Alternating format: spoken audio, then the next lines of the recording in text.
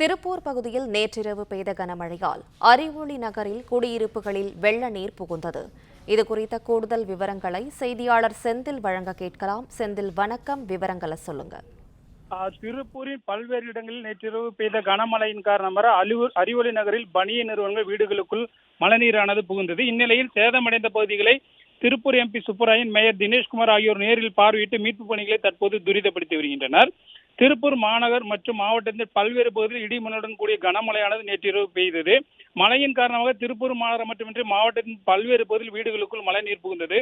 அதன் ஒரு பகுதியாக திருப்பூர் மாநகராட்சிக்குட்பட்ட அறிவொளி நகரில் உள்ள தாழ்வான பகுதிகளில் வீடுகளில் நள்ளிரவில் மழைநீர் புகுந்தது. மழைநீர் வீடுகள் மற்றும் படி நிறுவனங்களில் புகுந்த காரணத்தினால் அனைத்து பொருட்களும் சேதமடைந்து தங்களது வாழ்வாதாரம் பாதிக்கப்பட்டுள்ளதாக மக்கள் புகார் தெரிவித்தனர். தற்போது மழைநீர் தேங்கிய பகுதிகளில் தண்ணீரை வெளியேற்றும் பணியில் மாநகராட்சி ஊழியர்கள் ஈடுபட்டுள்ளனர்.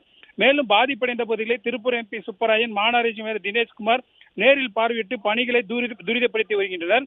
மேலும் அருகிலுள்ள ஆற்றையும் தூர்வாரும் பணிகளை விரைந்து மேற்கொள்வதாக பொதுமக்களிடம் உறுதியளித்துள்ளனர்.